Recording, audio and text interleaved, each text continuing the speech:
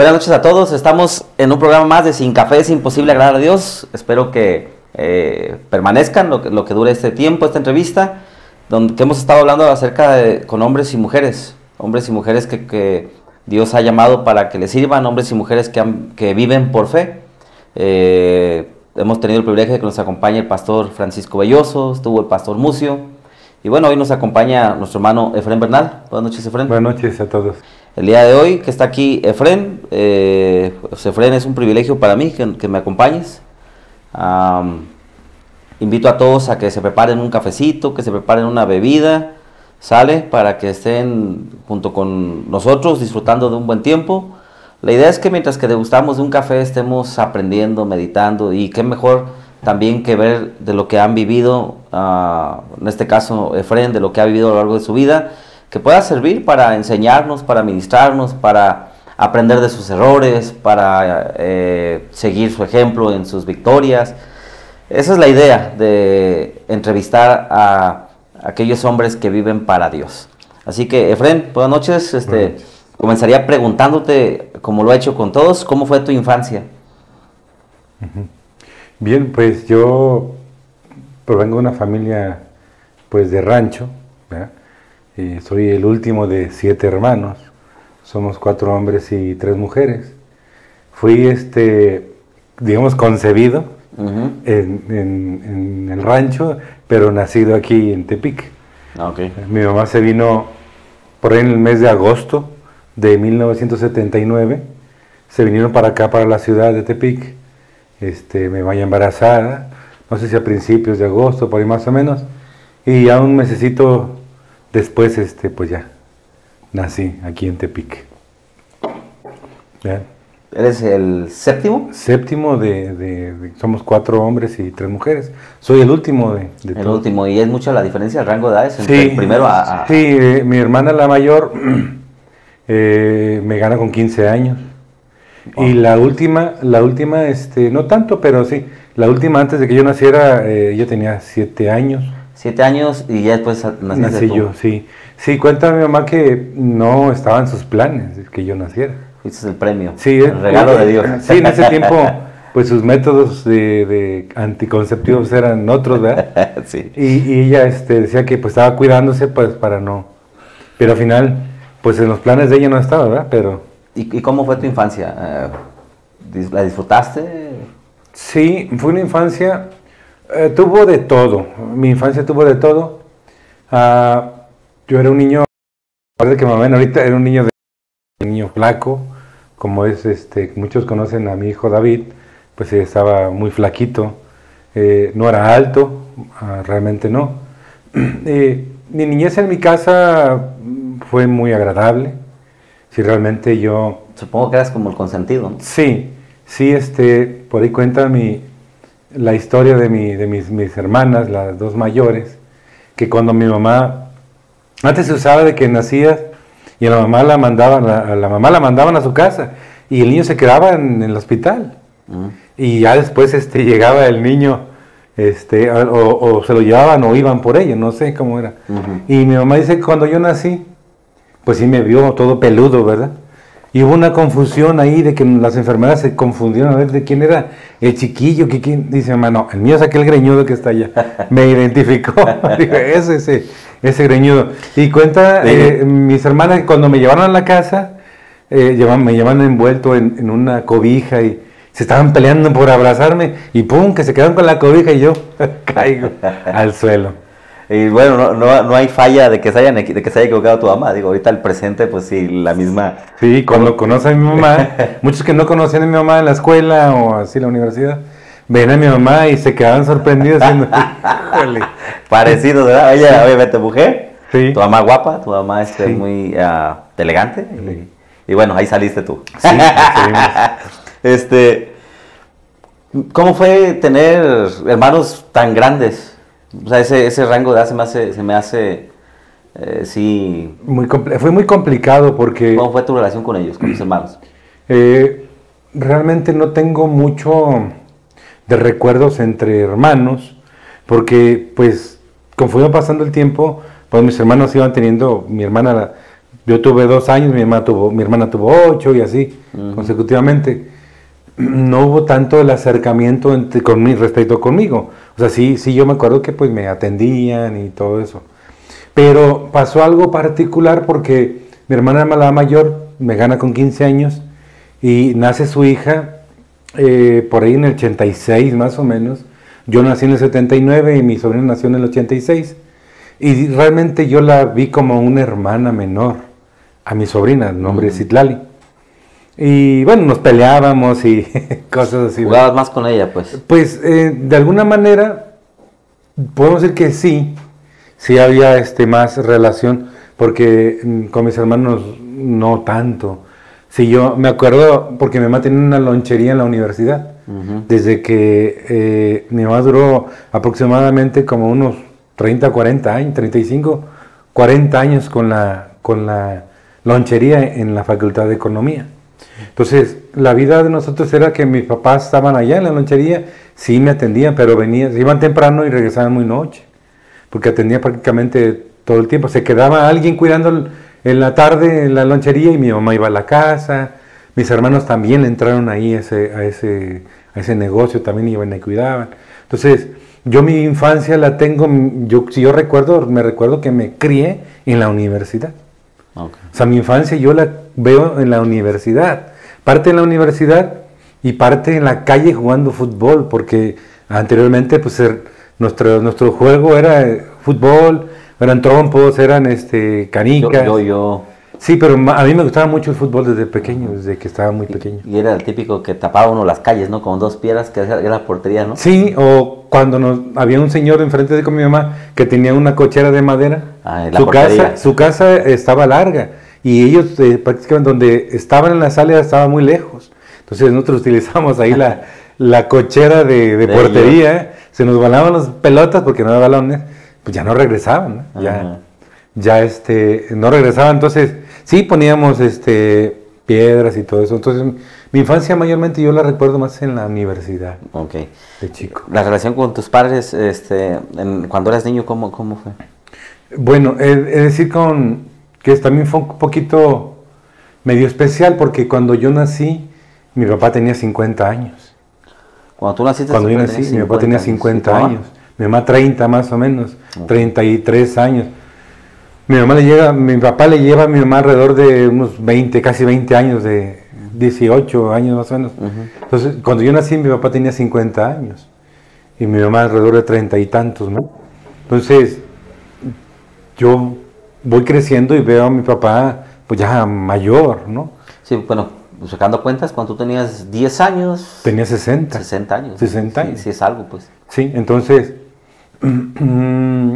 yo fui una persona muy querida, realmente me sentí muy querida por mis hermanos, por mis padres. Yo pienso que al principio, pues sí, como el niño más pequeño, pues sí es más consentido, o sea, sí tener más cosas a la manera a las posibilidades de cada uno, pero sí yo no me puedo quejar de mi infancia en ese sentido. Supongo que no pudiste dices que te gustaba muchísimo el fútbol, pero sí. ¿Pudiste jugar con tu papá fútbol? Me acuerdo que mi papá me llevaba al rancho y le decía a los demás que cuando había un fútbol, le decía, presten el balón, que lo patee. Y a mí me gustaba patear el balón. Me gustaba darle una patadita y yo me alegraba cuando tenía, no sé, 3, 4 años, no sé. Sí, me refiero a cuando ya tenías, por ejemplo, 10, 11, que es como... que vas a jugar fútbol y a veces los papás también entran, pero ya tu papá tenía ya 60 y tantos. Sí, pero más el recuerdo tengo de mi mamá, porque yo empecé a jugar ya en un equipo ya con nombre en las canchas. Con uniforme y toda la cosa. Sí, yo creo que tenía como unos 7 años, más o menos, 7 años, y el equipo que entré a jugar se llamaba el Cetuán, de ahí de la universidad. Y me acuerdo más porque mi mamá me llevaba, o sea, mi mamá me llevaba para todos lados. Pocos recuerdos tengo de mi papá, no sé si alguna vez, pero más de que mi mamá me llevaba, siempre me iba y me acompañaba y estaba conmigo todo el tiempo que jugué fútbol hasta la adolescencia. Y ya que entraste a la adolescencia, a la juventud, ¿cómo lo viviste? Pues bueno, yo estuve en 2 primarias en una cerca de la colonia, y después me cambiaron porque hubo pues, problemas ahí, la maestra casi no estaba, no sé sus razones, ¿verdad? Entonces me cambiaron a otra primaria que es acá en la calzada del Ejército, ¿sí? Entonces, pues esos mismos compañeros, pues fuimos a la secundaria, creo que la mayoría, a la ETI 23. Y yo me iba caminando desde ahí de la colonia, pues es una colonia que está cerca, no tan cerca, pero sí. Que esos tiempos son buenos tiempos, ¿eh? O sea, por ejemplo, ¿qué era? ¿Secundaria? La ETI. Sí, la ETI 23. Y dices que te ibas caminando. Antes era más... Sí, obviamente que los riesgos siempre ha habido, pero no sé, yo siempre he dicho que ahorita la maldad ha acrecentado. Ya. Sí, o sea, yo recuerdo que también muchas veces me tocó irme caminando de la secundaria a mi casa y era un buen tramo, pero era más normal en esos tiempos. Cuando jugábamos al fútbol, salíamos a la calle. De hecho, eran los juegos de los niños, casi siempre en la calle. Casi no había carros. Y no había celulares, como ahorita, ¿no? Que casi los niños no quieren... ahora los queremos sacar a la calle, ahora le juegan, ¿no? Y no quiere estar pegado al celular o a los videojuegos. Vas creciendo, Efren, y llega la etapa de, no sé, la juventud, ahí, la universidad. ¿Qué estudiaste? Bueno, me metí estaba indeciso porque yo tengo una hermana, la que sigue de mí, o sea, de las últimas. Ella, cuento eso porque es parte de de esa situación, de por qué era mi manera de pensar. Ella trabajó en la policía fiscal. Ella estuvo en turismo y luego estuvo en contabilidad, creo, por ahí. Y hubo un programa donde se aperturó para la policía fiscal. Era la que se encargaba de la aduana. En aquel tiempo se llamaba Policía Fiscal Federal. Y mi hermana estaba en la aduana, donde revisaba a las personas que venían de Estados Unidos, porque no trajeran cosas que no deberían. Y yo cuando estaba chico, me acuerdo que íbamos de vacaciones con ella. O íbamos para una tía en San Luis Río Colorado, porque también fui mucho para Sonora, pero también la frontera donde estaba mi hermana, íbamos cuando estaba desde que chico. Entonces, a mí me empezó a gustar esa vida. Yo decía, yo cuando esté grande quiero ser policía fiscal federal. Entonces, creo que a los 21 años o 20 años creo que era la edad para entrar ahí, me acuerdo. No sé si era por ahí más o menos esa edad. Entonces mi idea, dije, entré a Ciencias Sociales en la prepa y me dije, bueno, voy a estudiar Derecho. Derecho voy a estudiar 1 o 2 años y ya después me voy a salir para hacer el examen. Esa era mi mentalidad. Yo no quería... El estudiar Derecho fue más como yo haciendo como referencia a la policía, algo que se pudiera asemejar, pues. Sí, que estuviera ligado, pues. O sea, sí, no es estudiar como una ingeniería y luego me voy a brincar a esta parte que es más, que tiene que ver más con las ciencias sociales, ¿no? Entonces me metí a Ciencias Sociales en la prepa. Hubo un momento en la prepa, yo perdí 1 año en la prepa. Me sentía desconectado, no me sentía parte del grupo con los de tercer año. Yo repetí tercer año en la prepa. ¿Por qué? No me sentía identificado, a pesar de que mis padres siempre estuvieron conmigo al pendiente, pero yo entiendo que por la parte del trabajo de ellos, pues se enfocaban más en darnos o darme pues para... En proveer, pues. Proveer. Y yo me empecé a flojear, empecé a no entrar a clase. Y llegó el momento en que pues me vi las calificaciones y no pasé. Tuve que repetir tercer año en la prepa. Entonces con los nuevos compañeros pues ya me identifico muy bien, o sea, como que dije ya, sí, dejémonos de cosas. Y terminé el tercer año y hice examen. Ya andabas noviando. No fui una persona noviera. Realmente yo era muy tímido, me sentía muy inseguro en muchas cosas. En mi aspecto físico yo no me sentía, o no me siento, o sea, que sea una persona que pudiera atraerle a una mujer. Y pues yo veía a las muchachas, entonces, y pues a lo mejor a los más feos les gustan las más bonitas. Se da muchos casos. Entonces, pues a lo mejor uno aspiraba hacia, las más populares o así una cuestión. Y uno sabía que no podías competir con a lo mejor unos chavos que pues, Claro. eran bien parecidos, que eran agraciados, que tenían la carisma con las muchachas. Y uno decía, pues es que yo no me siento de ese Dicen gremio. los gringos, fuera de tu liga, ¿no? Sí, entonces, pues realmente no fui noviero. Yo creo que esa parte, no sé. ¿Lograste terminar la preparatoria? Pasas Sí. un año, lograste terminarla y Sí. vas a la secundaria y A la universidad. a la universidad, perdón, y por querer ir a ser policía fiscal y todo eso, ahora entras a derecho. Sí. ¿Cómo te fue ahí en derecho? Me fui bien. Yo, como pues parte de la prepa, pues la mayoría de los compañeros de la prepa, la mayoría de sociales, Brincaron a se derecho. brincaron a derecho. Ah, Yo creo que el 70% Oh. brincaron a derecho. Entonces, como había varios, cuando yo entré había 4 grupos, A, B, C y D. Ujú. Y era el primero, segundo generación que empezaba con el semestre, porque creo que un año antes de con nosotros, o 2 años, creo que un año más bien era anual. Ujú. Y nosotros empezamos el segundo periodo con semestres. Se había aperturado el grupo D, porque no había hasta el grupo C. Entonces se aperturó un nuevo grupo y pues empecé a integrarme con los compañeros. Yo creo que de los momentos que a uno le gustaría de repente, hablando en ese sentido, de regresar y vivir, pues en la universidad me pareció. La disfrutaste mucho. Sí, la disfruté mucho Los con las amigos. personas que estaban a mi alrededor. Te conectaste pues Sí. ahí con las personas, formaste lazos. Sí, y a pesar de que yo no era de un grupo de personas, yo siempre traté de encajar con todos. ¿Y para ti se te hacía difícil encajar? Le comentaba, o me habían escuchado a veces que se tiende a hacer grupitos, ¿no? Que los que son bien, no sé, estudiosos forman su grupito. Sí. Los relajientos. carismáticos, los que tienen billetes forman su grupito.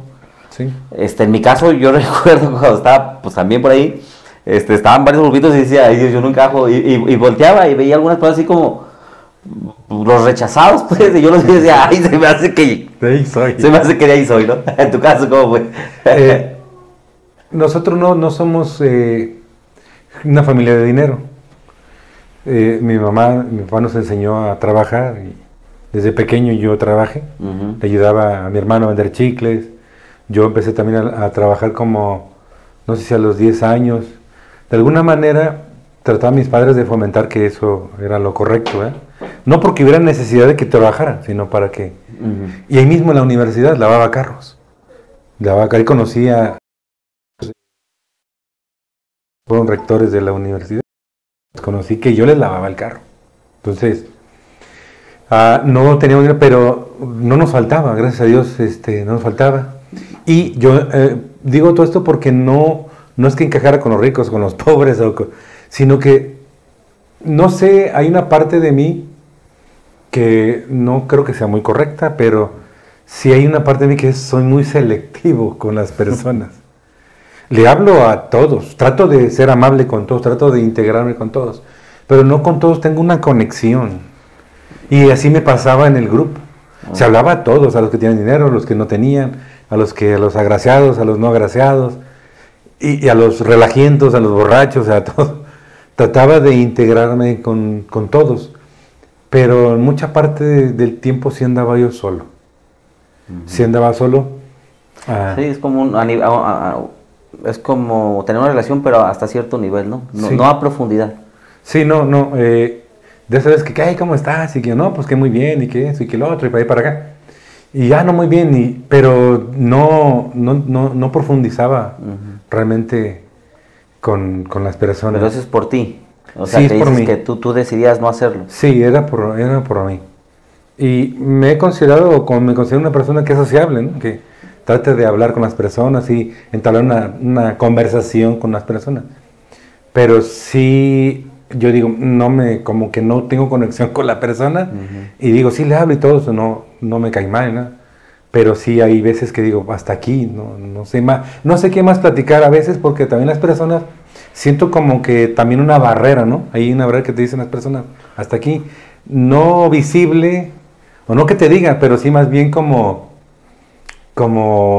no te contestan muy bien, o o contestan muy fríamente, pues. Entonces digo, ok. Como cuando somos un taxi. Entonces un taxi y quieres al taxista, hey, ¿cómo estás? No, buenos días. Hace calor, ¿eh? Sí, hace calor. Pues no ha llovido tanto, no ha llovido tanto. Sí, decía un maestro que cuando no tenemos como el interés y no conocemos a la persona, decía, siempre hablamos del clima. Dice, lean para que tengan más temas de conversación. ¿Actualmente estás casado? Sí, estoy casado. ¿Tienes cuántos hijos? Tengo 2 hijos, la mayor va a cumplir 16 años ya en el mes de noviembre y el más pequeño acaba de cumplir 11 años. Wow. Uno está en la prepa, en el CETIS, le llaman prepa, pero es CETIS, bachillerato, y el otro niño en 6º año, ya casi para brincar a la secundaria. ¿Y qué tal la vida de casado? ¿Cuántos años tenías cuando te casaste? Tenía como alrededor de 24 años más o menos. 24 años, casi a mes y medio de cumplir 25. ¿Dónde conociste a tu esposa? A mi esposa la conocí en un lugar que se llama el DIF, o PAMAR. El PAMAR era un programa de especial para personas con discapacidad también. Estaba ubicado ya por la calle Victoria, por ahí Victoria y la del Teatro del Pueblo, no sé cómo, es una bajada donde está la Ignición Galeana. Por ahí estaba. Juan Escutia. Sí, ahí un compañero de la Escuela de Derecho, él era encargado de una parte donde se iba a llevar a las personas a campamentos a varios estados de la República. Se llevaban por una semana a unas instalaciones del DIF, pero en otro estado, y era un grupo de jóvenes, ¿verdad?, que nos hacían llamar consejeros, donde ahí aprendíamos guitarra, aprendíamos actividades de recreación, porque íbamos a los lugares y hacíamos esas actividades con los acampantes, en las instalaciones o fuera de las instalaciones.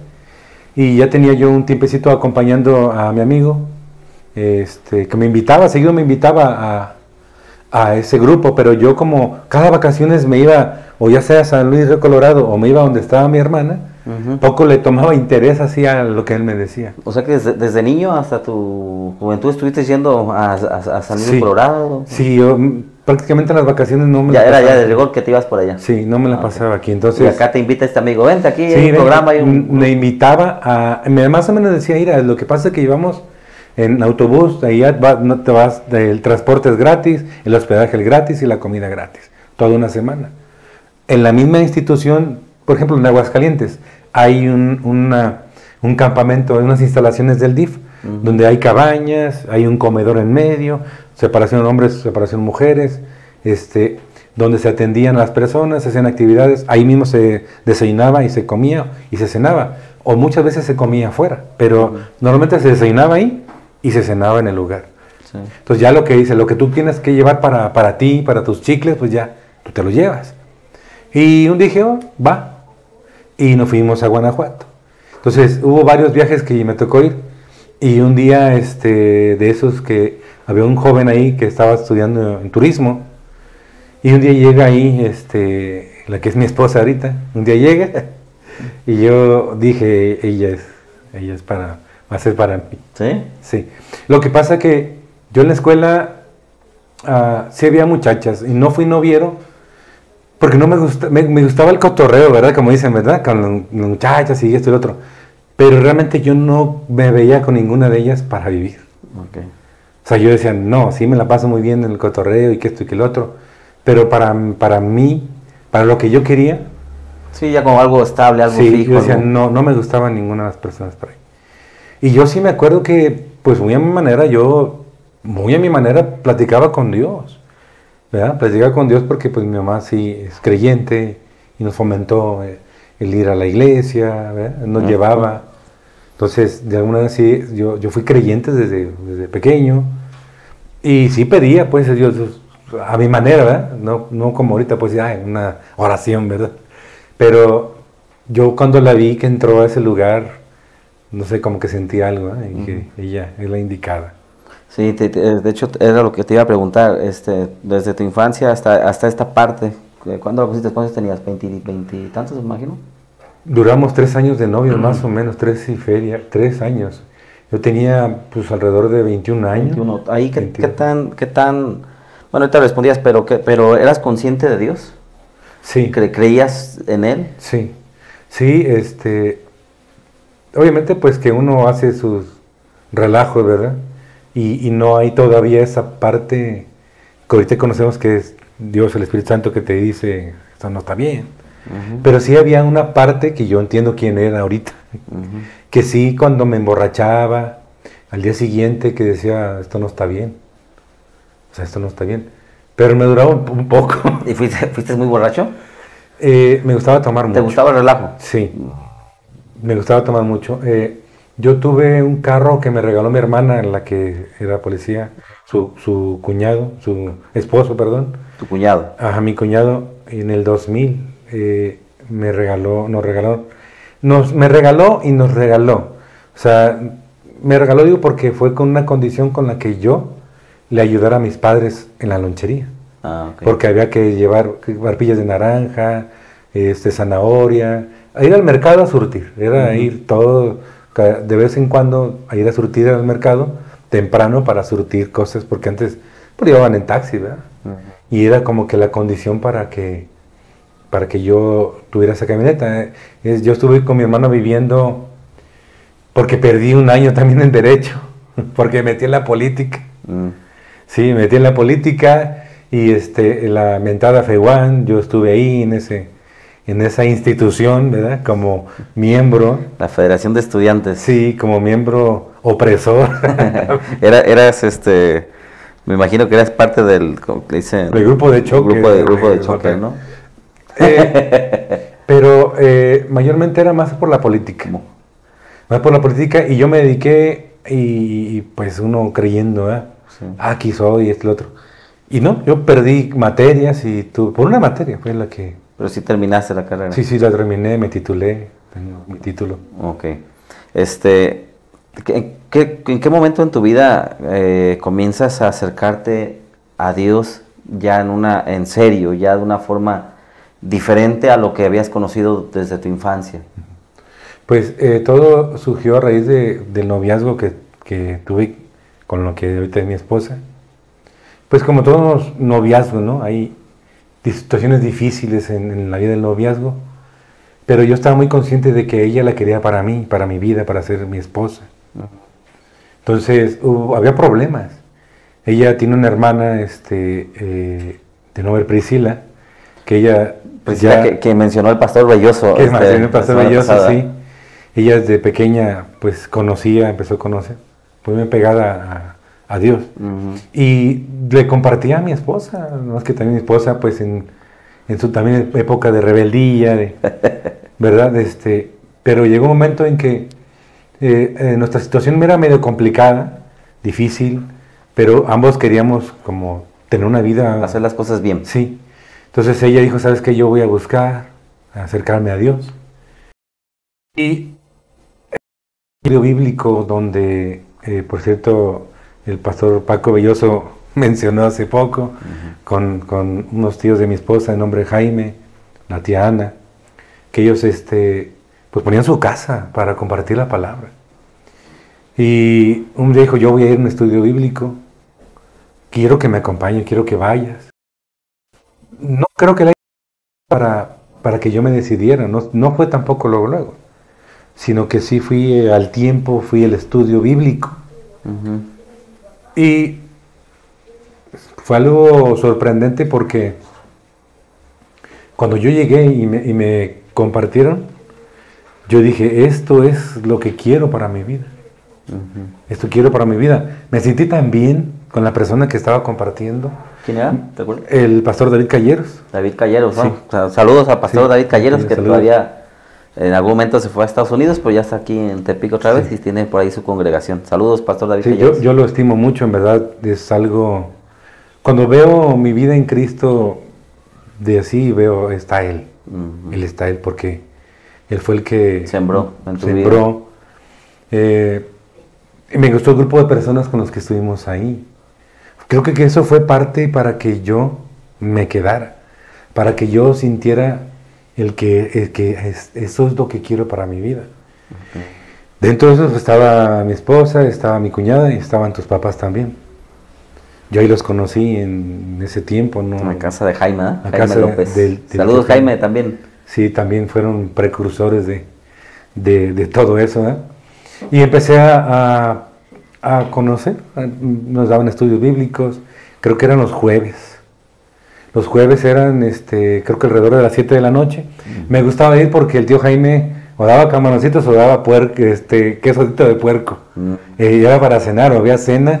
Pero en verdad disfrutaba los tiempos de la lectura de la palabra. Sí. Me gustaba mucho lo que compartían en ese lugar.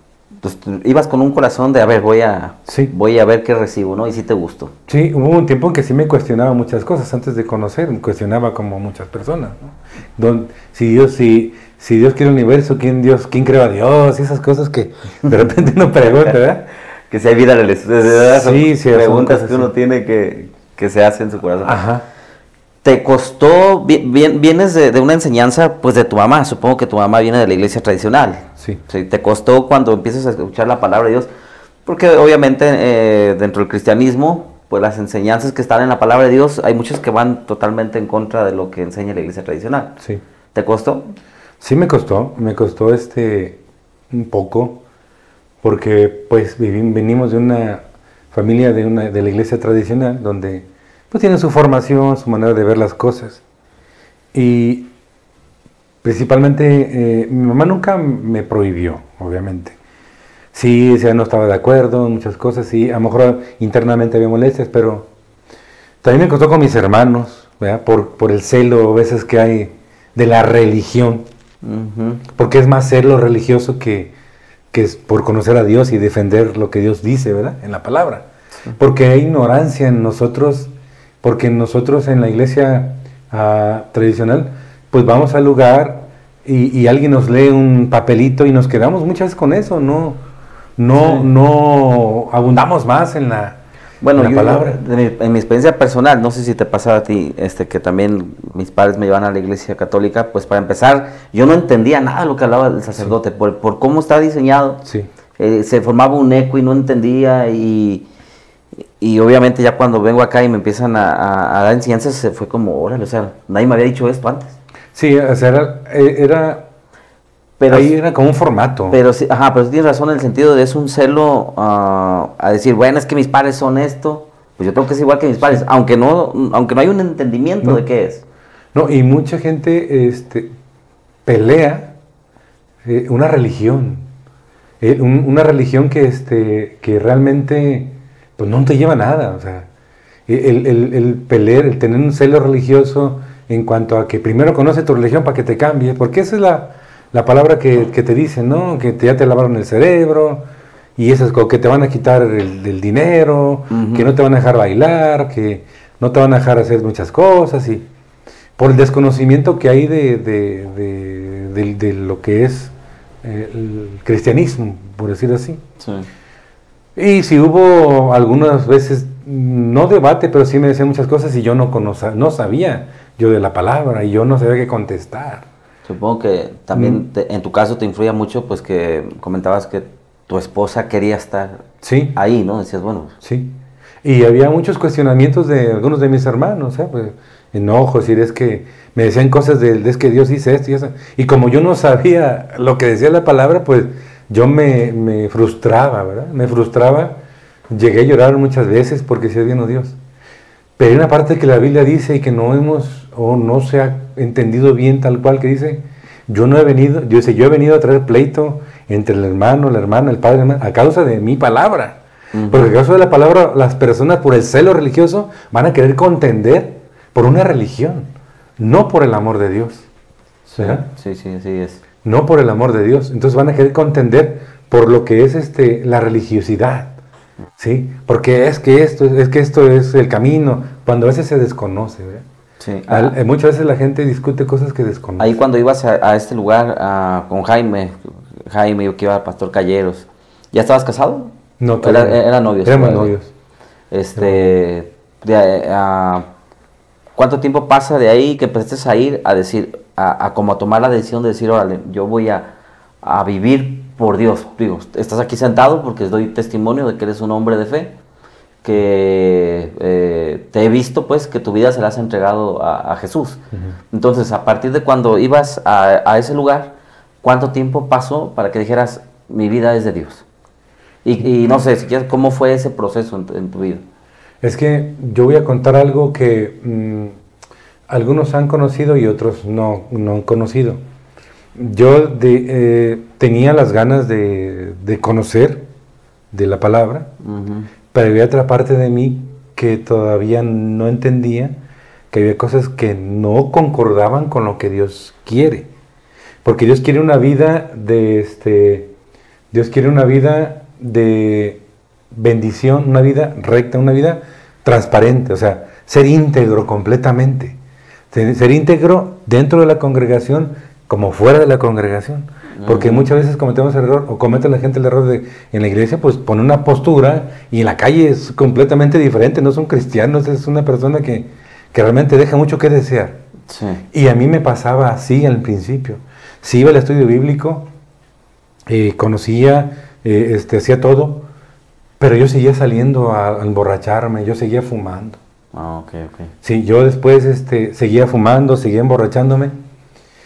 Y yo empecé a sentir más fuerte lo que hoy sé que el Espíritu Santo que me decía, no, esto no está bien, esto no es correcto. Y así duré pues unos 2 años, más o menos, un año más o menos. ¿Ya ibas a la iglesia o en esa casa que dices? En ese lugar.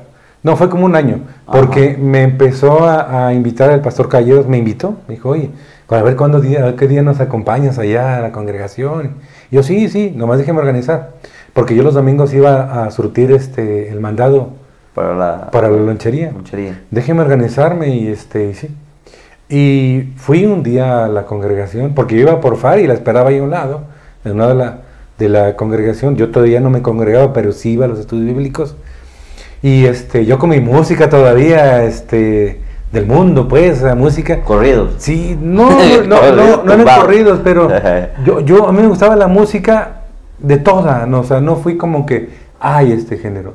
Ya más maduro sí empecé a tener como ciertos géneros que me empezaban a gustar, sí. Y a veces yo traía música porque subía gente en el carro, porque a mí me gustaba andar en el carro con música, porque yo lo equipé para concursar en sonidos y todas esas cosas, y traía gente ahí, y traía música de todo, pues, ¿verdad? Entonces yo todavía seguía como que emborrachándome, seguía fumando, y congregándome, seguía emborrachándome y seguía fumando. En la iglesia nadie sabía. Nadie sabía. Mi esposa, ¿Tu esposa qué te decía? Mi novia sí me decía, pues ya ella como que, ella me decía, es que esto está mal, eso está mal, eso está mal.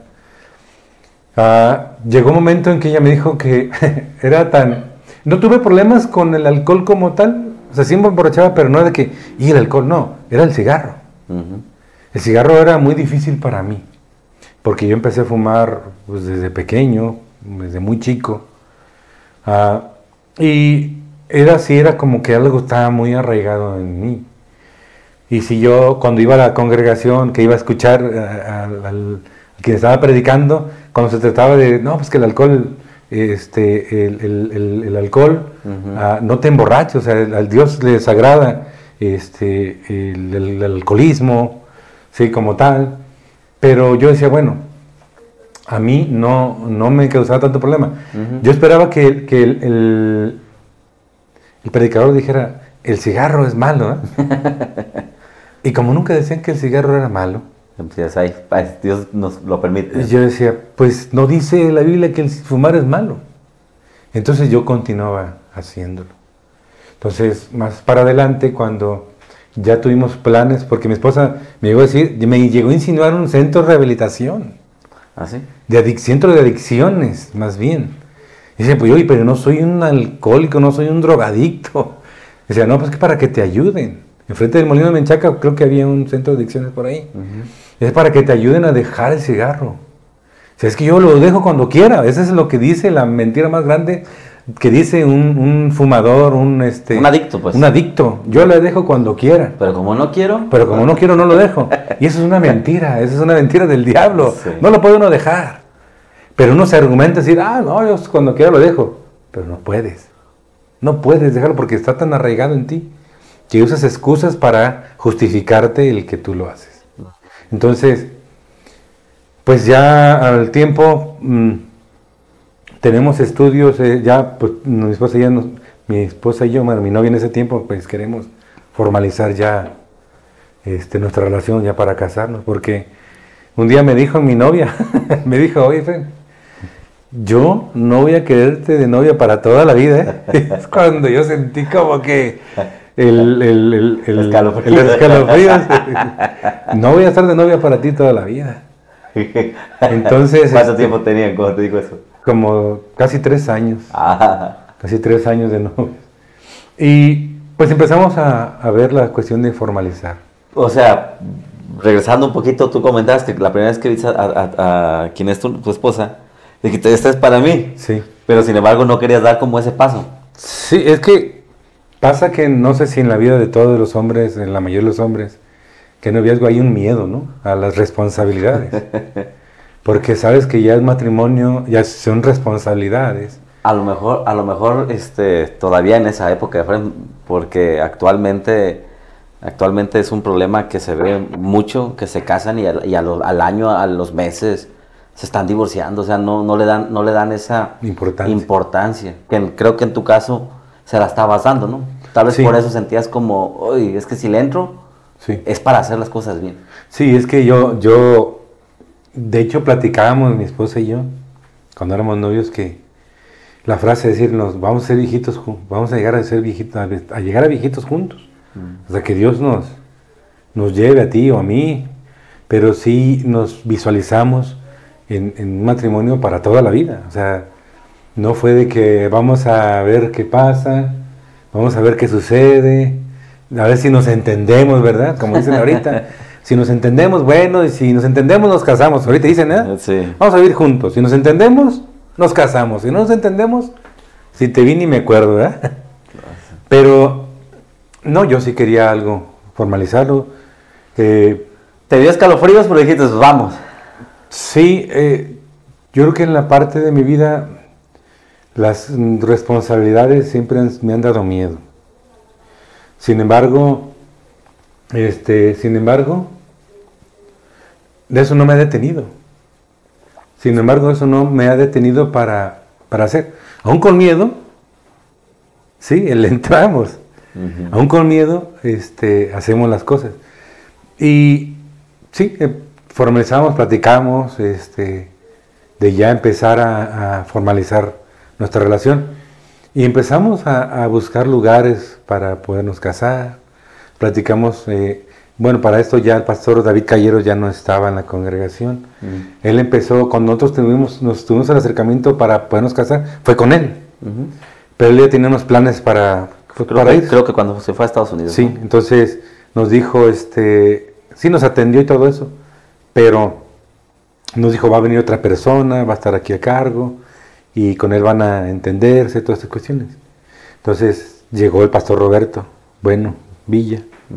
Llegó a ese lugar, saludos, pastor Roberto. Pastor de Iglesia Maranata. De Maranata, sí. Cristiano Maranata.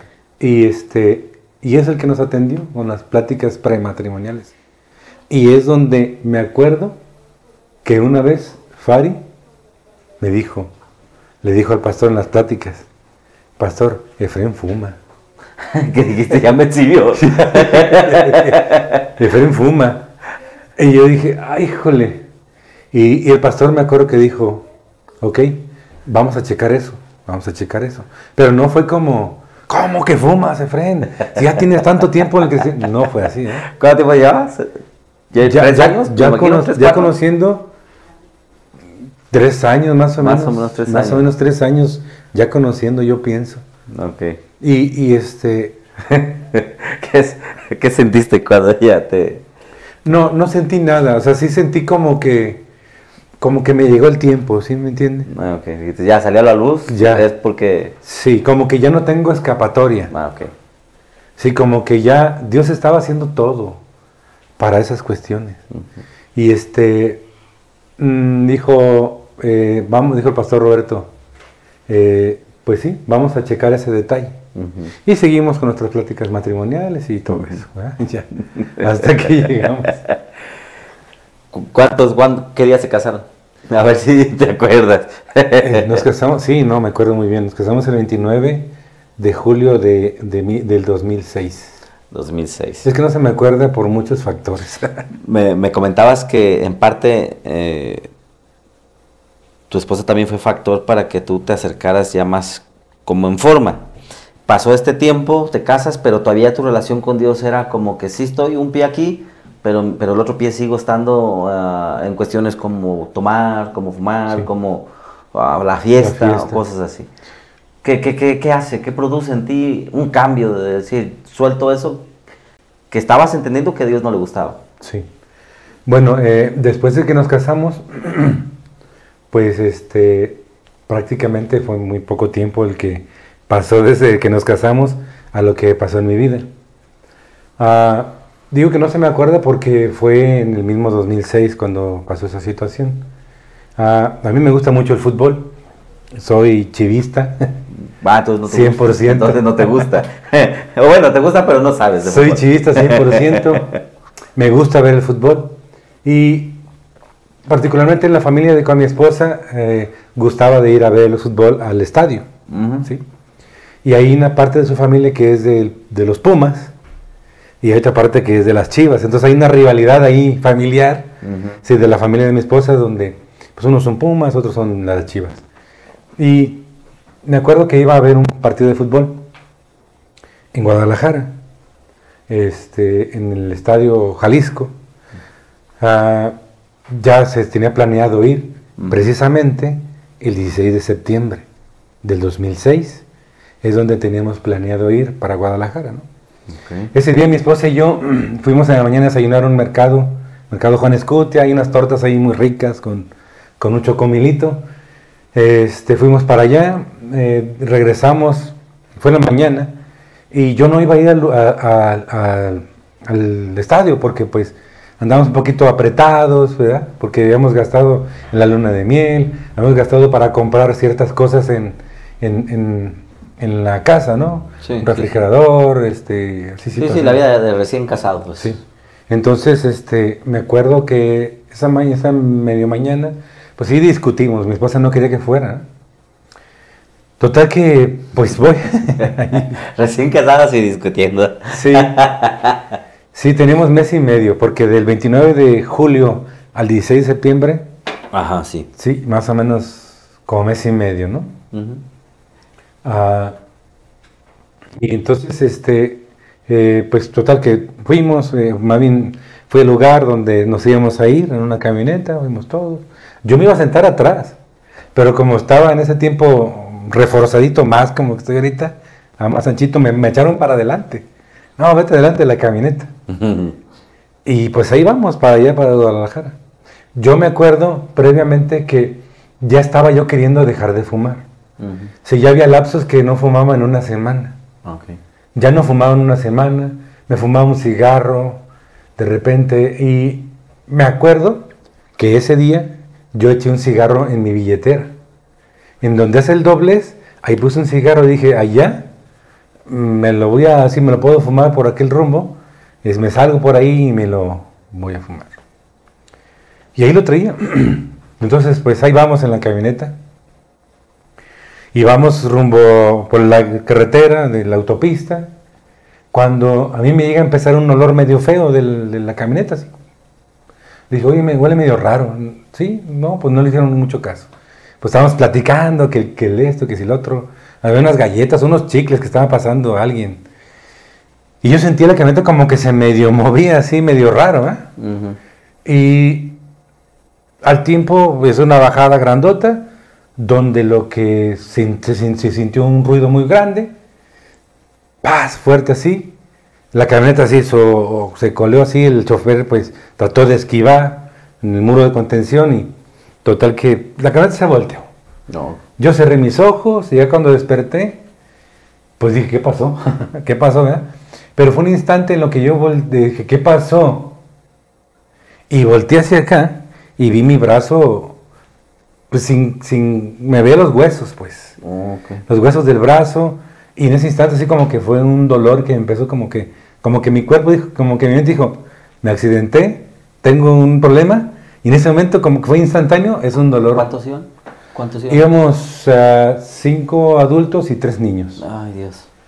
5 adultos y 3 niños en esa camioneta. Ah, dices que lo tenías como cortado. Sí, toda la piel, pues toda la carne, todo, como que si agarras una bola de nieve y la escarbas así, así estaba escarbado y se me veía el hueso de aquí y el hueso de arriba y me veía el codo, el hueso del hueso de atrás. Y yo quería mover los dedos, yo en mi mente estoy moviéndolos pero no los movía. Y volteabas a ver a los... Yo quedé dentro de la camioneta. Ah, tú quedaste dentro. Quedé dentro de la camioneta y cuando vi... ¿Era una camioneta cerrada? O sí, era una camioneta cerrada. Ah, ok. Era una camioneta cerrada y vi yo así, yo veía el cerro. Y de repente sentí como que voltearon la camioneta. Y cuando la voltearon vi al tío de mi esposa, el que iba manejando, con el cinturón colgado casi hacia afuera. Y pues la gente afuera, los que estaban en ese momento, estaban pues gritando. Yo no sabía qué había pasado. Y yo dije, ¿qué pasó, Dios? Pues ya conocía a Dios. Ajá. ¿Qué pasó, Dios? Pues pasó eso, ese accidente. ¿Qué pasó con los más que iban? En ese accidente murieron 2 personas. Murió un adulto, tío de mi esposa, y murió un niño que tenía 7 años más o menos.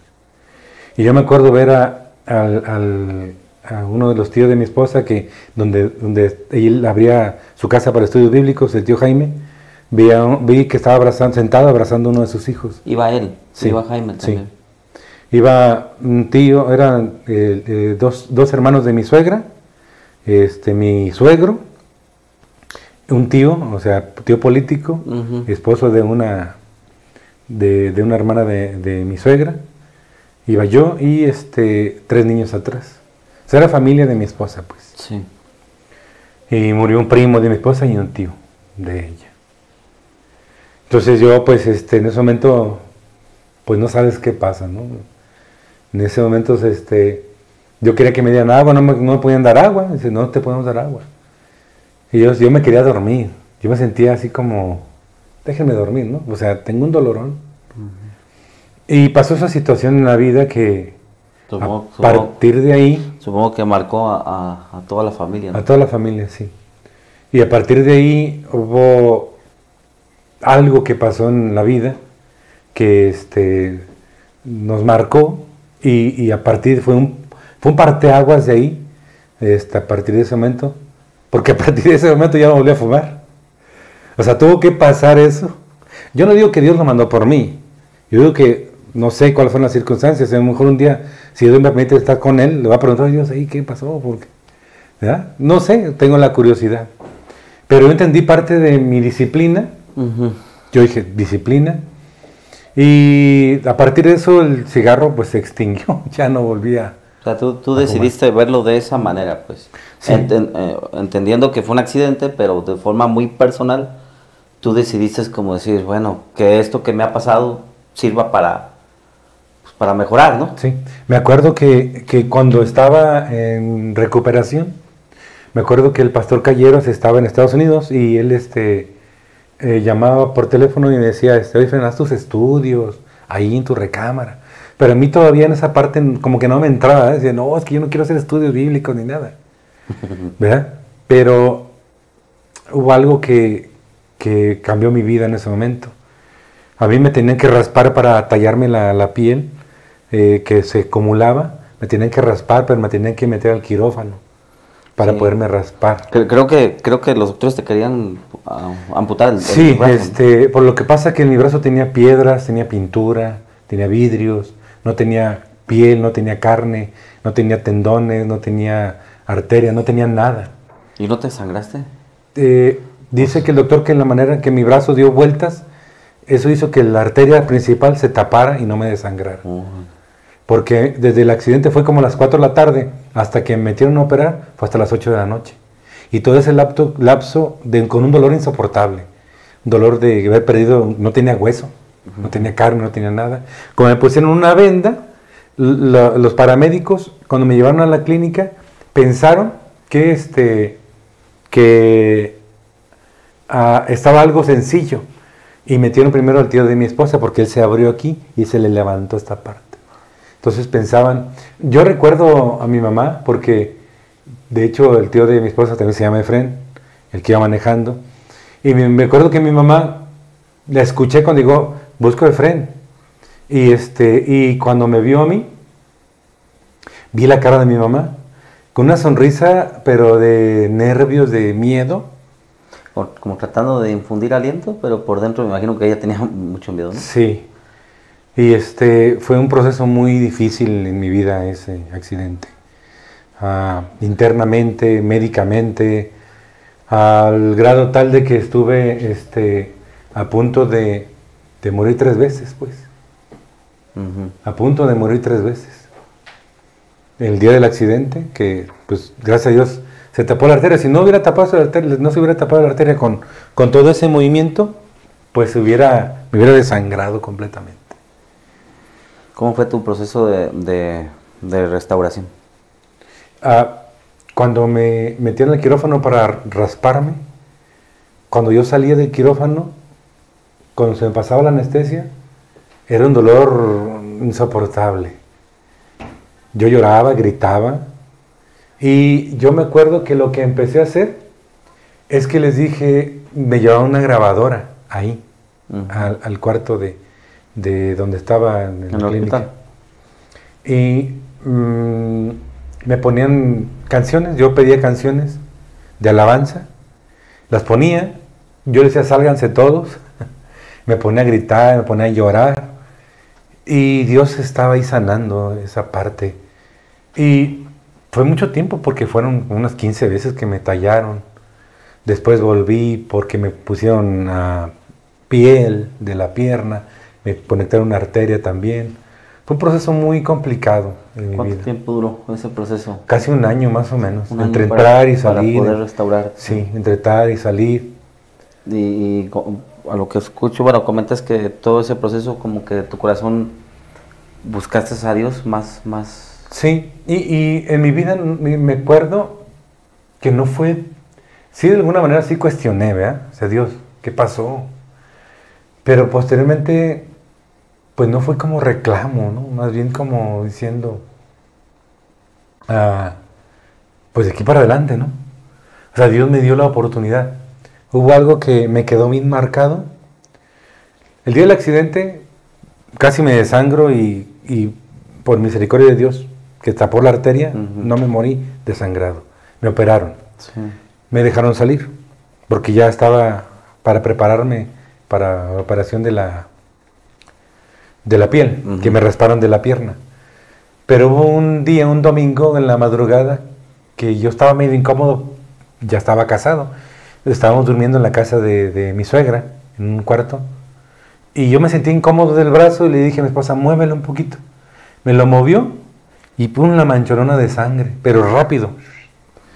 Y pues mi esposa despierta a mis suegros, mi suegra me pone un cojín aquí y me dice a la clínica. Mi esposa agarra el carro, ahí va a todo lo que daba, pasándose semáforos, mi suegra atrás conmigo, tapándome aquí. Yo solo me acuerdo que vi la clínica de San Rafael, que di dar vuelta hasta una iglesia católica en la esquina, y hacia el fondo se ve el letrero de Sanatorio San Rafael. Y yo me acuerdo que le dije, ya llegamos, y ya no supe. Ya cuando recobré la conciencia, estaba sentado en una silla de ruedas, no veía, por la pérdida de la sangre, entré en shock. Me bajó un muchacho muy delgadito, porque yo estaba, a pesar de que había bajado mucho de peso, pues seguía estando pesado, más grande. Y me acuerdo que estaba en una silla de ruedas, escuchaba voces, pero no veía. Y me asusté, dije, no veo. O sea, no te preocupes por la pérdida de sangre. Le hablaron al doctor y me metieron a operar para restaurarme nuevamente la arteria que me quitaron de la pierna. Pero lo que me marcó es esto siguiente. Al día siguiente llegó el doctor y me dijo estas palabras, no se me olvidan, y me dice, ¿sabes qué, muchacho? Yo creo que tú tienes palancas arriba, porque esto no lo hubieras contado. Y quedó marcado en mí. Y después pasé otro proceso cuando me pusieron la piel, que tampoco tuvieron la sangre a tiempo, me pusieron un plasma, que ya me estaba también petateando, me decía el doctor que era muy sangrón, que cada vez que me manipulaban aquí, aventaba mucha sangre. Entonces, fueron 3 veces que estuve ya al borde de la muerte. Sentir esa sensación de morirse no es nada agradable. Esa sensación de decir, ya me voy a morir. O sea, me voy a morir. ¿En qué pensabas en eso? Pensaba que no quería morirme. Yo me acababa de casar, yo quería tener hijos, quería conocer a mis hijos, quería... Pues formar tu vida, pues. Sí, quería vivir una vida con mi esposa, pues. Entonces, eso es lo que pensaba. ¿Este accidente afectó la relación con tu esposa en ese tiempo? Digo, porque tenían escaso un mes y medio, comentabas, y el accidente, y ahí viene todo un proceso de restauración, que lo que oigo no fue nada fácil. ¿Crees que afectó su relación o la unió más? En mi esposa y yo sí unió. Sí hubo problemas en la familia, entre mi familia y la de ella, por muchas cuestiones ahí que no tenían de repente por qué haber sido. Pero en el caso de mi esposa y yo, sí hubo dificultades porque pues, una persona que está en cama, una persona que está con un dolor, una persona que se siente que es una carga, tiende muchas veces a ofender a las personas que están cuidando. Tiendes a desesperarte, ¿no? Sí. Pero pues mi esposa estuvo conmigo en todo momento. Y fue un momento difícil porque mi esposa trabajaba en la sierra y se tenía que ir toda la semana. Yo la veía los fines de semana, mi esposa. La veía el viernes en la tarde, el sábado y el domingo, porque el lunes en la mañana tempranito se iba. Y para mí eran momentos muy difíciles. Lloraba los domingos lloraba porque se iba a ir ella al día siguiente. Me decía, voy cambiando un poquito de tema, me decía cuando vino el pastor Mucio, que en un momento igual así radical en su vida, él habló con Dios y le hizo una promesa. ¿Tú pasó algo similar o no? No fue así, pero sí yo entendí como que Dios me estaba dando una oportunidad. Si bien es cierto, mi vida anterior no era para nada agradable a Dios. Y no digo que ahorita ya la sea agradable, porque me sigo equivocando. Trato de reconocer mis errores y pedir perdón a Dios por mis errores. Cosa que no hacía en aquel tiempo. Cosa que, pues, hacía las cosas y sí me sentía mal, pero no había un remordimiento o ya ahorita lo que es el Espíritu Santo que te redarguye del pecado. ¿Sí? Okay. Entonces, si yo entendí como que... Y empecé yo a leer, empecé a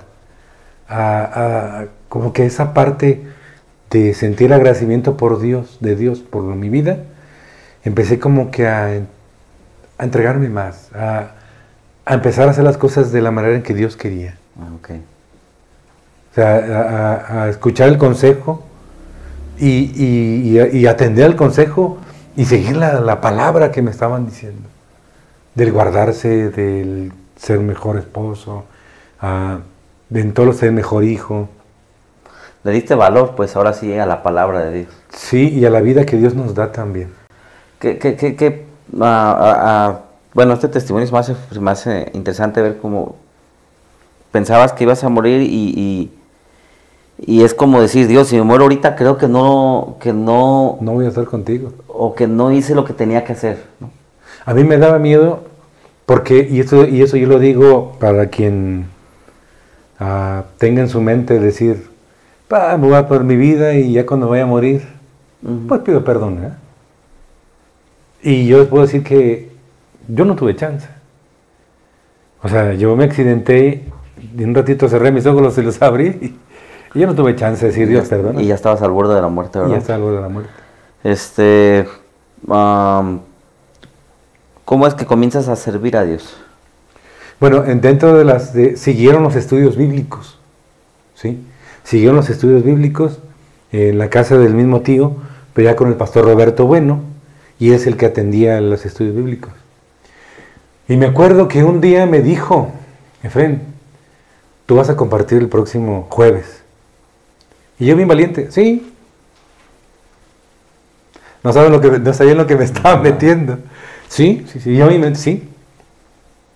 Sin broncas, dijera un hermano de la congregación. Saludos, San Martín. San Martín.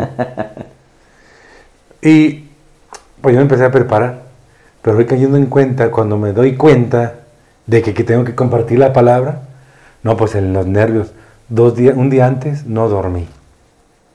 No dormí de decir, ¿qué voy a hacer y cómo le voy a hacer? O sea, yo nunca he hecho esto en mi vida. Me traté de preparar a mi manera, como yo creía que Dios me estaba hablando. Y me tocó ese día, compartí, yo no sé qué pasó, cómo lo hice, yo no lo sé. Pero hubo una sensación en mí que yo dije, esto es lo que quiero para mí. Y yo no sé si fue del pastor o de mí, pero empecé a compartir ya más constantemente. Pasó que nosotros nos congregamos en Maranata, pero cuando estaba en la calle Choferes, atrás de la Clínica 1. Sí, Magón por ahí. Ahí yo inicié congregando. Porque creo que el Maranata se congregaba en un árbol, abajo de un árbol. No sé en dónde, por ahí cuentan los que iniciaron con Calleros, ¿no? Con Calleros y varios hermanos que iniciaron con ella, que posteriormente yo los conocí. Creo que empezó en un árbol, no sé en dónde. Después se buscó ese lugar y ahí se empezó a congregar. Pues la primera vez que me tocó compartir ya en la congregación fue un domingo. Y el domingo, el pastor, me recuerdo que el pastor creo que iba a una misión a Michoacán. Cada año iba a Michoacán con otros hermanos de allá a compartir en la congregación. Y me dijo, frente, vas a hacer cargo de la iglesia, de todo el servicio, de abrir, de cerrar, de que todo esté en orden. O sea, y pasa que uno no se da cuenta de, tú como congregante vas al lugar, recibes la palabra, los cantos y todo lo que hacemos, pero no te das cuenta de que hay un programa, ¿no? De alguna manera. Sí, todo un proceso. Que hay una logística de todo. Y yo nunca había percatado cómo era. Y cuando me dio las llaves, nuevamente un día antes, yo no dormí. Me acuerdo que iniciamos el servicio a las 10 de la mañana. Nosotros llegamos a las 8:30 de la mañana. ¿A qué? Abrir. Porque no quería quedarme dormido, porque me tocaba abrir, para que llegaran los de la alabanza, se instalaran y acomodar todo. Era un espacio no tan grande. Pero no dormí, o sea, no sé si mi esposa lo notó o no, pero ya teníamos a nuestra hija, la mayor. Ella ya la teníamos, ya había nacido cuando pasó esa situación de que empecé a compartir, empecé a servir a Dios. Ahí ya empezó como empezaste a tener una vida de fe, ¿no? Sí, porque anteriormente yo había servido, cuando yo llegué por primera vez ahí a Maranata, antes de casarme, me acuerdo que ya era casi en estas fechas, más o menos. Y yo le dije al pastor, porque se acercó diciembre, y yo le dije, pastor, hay que hacer una pastorela, porque en el DIF donde yo iba, se hizo una pastorela cómica. ¿Sí? Entonces dije, vamos a hacer una pastorela cómica, ¿qué le parece? Perfecto, Efraín, encárgate tú. Vas por los muchachos, y tú hazte cargo. Dije, caray, y que tú vas por ellos, tú vas por acá, y tú lo vas. Yo no los conocía a nadie, yo no conocía a los chavos de la congregación. Y yo creo que y cuando me veían, yo me sentía incómodo porque sentía que me veían raro. Pues sí, se hizo la pastorela. ¿Y cómo salió? Pues no, yo pienso que salió bien. Y pero ahí fue cuando empecé, pero ya a servir bien, como con un corazón para servir a Dios, fue ya cuando el pastor Roberto me impulsó. Te empezó a delegar. Sí. Y yo tengo una frase que mi mamá la tiene mucho, que es: la carga hace andar al burro. Dios puso en ti una carga para que camines. Es que dice, le pones la carga al burro y camina. Entonces, si tú a una persona no le metes carga, no camina. Cuando una situación de que a veces hay una pasividad en el cristiano, ¿verdad? Una pasividad. Cuando tú ya le empiezas a meter responsabilidades, cuando empieza a caminar. Sí, bueno, en tu caso así funcionó, porque también ha pasado en algunos otros que le pones la carga y iba a ir a ese punto, y que los vimos matas, que truenan, ¿no? los apachurras. Pero bueno, Dios dice, bueno, en su Pero palabra. ¿tú crees que Dios estuvo preparando tu corazón con todas estas vivencias? Pues no sé, todo eso que le tocó pasar. Sí, Dios, de hecho, desde el momento. ¿Cuál ha sido así como dices, ay, esta enseñanza, cómo me costó entenderla, Dios? El confiar en Él, el saber que Él es mi proveedor, el depender de Él. ¿Esa ha sido como la prueba de fe más grande que has tenido? ¿O una de las más grandes que has tenido? Sí, una de las más grandes que he tenido. Mi esposa y yo pasamos después de que nos casamos, después del accidente, vivimos una escasez muy, muy fuerte, muy terrible. Causa, me imagino, también del accidente, ¿no? Causa del accidente. Yo sufrí de discriminación en muchos lugares. Yo lo viví la discriminación a causa de mi brazo. Yo terminé mi carrera, me titulé, estaba trabajando en despacho. Pasó este accidente y se derrumba todo. Sí, porque dices que fue un año de restauración. Sí. Supongo que en ese año no podías. Mi esposa estaba trabajar. cubriendo interinatos de maestra. Cubría interinatos, pero los interinatos eran por un tiempo determinado. Hay momentos en que no teníamos nada. Hubo momentos muy difíciles en nuestra vida y había en mí una queja muy grande. Y a través de esa escasez, que fue una prueba que yo vi, que Dios empezó a tratar conmigo, también con mi esposa, para depender de Él. Porque si yo no tenía dinero, me volvía loco. Porque mi confianza estaba mayormente en lo poquito que tenía. Era como que no quiero gastarlo, quiero guardarlo. Porque no sé cuándo voy a volver a tener. Llegó al grado de que sí hubo tan escasez en nuestra vida que pues no teníamos nada para comer. Juntábamos las moneditas de 10 centavos, 5 centavos para comprar tortillas. Hay momentos en que nomás había poquita leche en el refri, pues que coma la niña, nuestra hija, nosotros a ayunar. En medio de todas esas circunstancias, ¿cómo era tu relación con Dios? Hubo mucha cercanía con Dios respecto a... Él sabe lo que estaba sucediendo. Y muchas veces yo sentía a Dios callado. ¿Tenías la tentación de tratar de resolverlo eso no sé, a tu manera? Sí, siempre sí, pero se me hacía difícil por no encontrar trabajo. Porque aparte que Dios también me cambió la mentalidad de cómo yo me sentía, porque me sentía como, soy licenciado en Derecho y yo me sentía como que mi chicharrón es trueno, ¿no? Eso no es nada. El tener un título, seas maestro, seas doctor, me refiero académicamente, no te sirve de nada. Esas cosas son para las cuestiones académicas y el trabajo en lo secular. Pero con Dios es diferente. Con Dios eso está bien que tengas una profesión, está bien que seas doctor en Derecho, pero eso delante de Dios pues no te sirve. Sí, me recuerda al apóstol Pablo, que dice, bueno, que él fue uno de los que estuvo en la mejor escuela en su tiempo, el apóstol Pablo, sí, ¿verdad? Con Gamaliel, que dice él, bueno, yo, si se trata de fariseo, soy fariseo de fariseos, si se trata de estudioso, soy bien estudioso, si se trata de judío, pues soy... Y él termina diciendo, todo esto yo lo tengo por basura, comparado a cuando ya estoy delante de Dios. Cuando conoce uno a Dios. Te pasó, o sea, Dios estaba provocando eso en ti. Sí, porque había una soberbia en mí.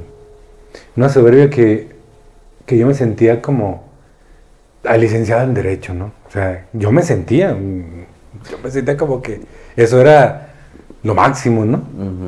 Ahorita pues ya hay muchos ex compañeros que ya tienen una maestría, tienen un doctorado, pero el tiempo de tener una licenciatura y en Derecho pues sí era como más... Sí, tener más, era más no todos se animaban a tener una maestría o doctorado. Y aparte eran pocos los que alcanzaban. Por la cuestión económica, ahorita ya hay más facilidades para hacerlo. Y pues también Dios me tumba esa cuestión de la soberbia, me llevó al grado tal de decir, no es que Dios me haya dicho así como tal, no eres nada, pero mis circunstancias me hicieron ver que no era nada, que solamente con Dios soy alguien y tengo identidad con Él. Sí, igual y también te estuvo quitando esta parte de creer que uno vale Por lo que tiene. por lo que tiene, ¿no? Sí, me costó mucho a varias personas de algunos familiares. Sí, es como que me trataban así de cuánto tienes, cuánto vales. Nos hacían sentir mal. Sí, entonces... Ya tenías tu hija, Sí, la primera. sí, tenemos sí, nuestra hija y algunos sí me llegó a decir que me hicieron una limpia de lo que me estaba... Hermano, hermano de la religión, hermano que en Cristo. Wow. O también me llegaron a señalar.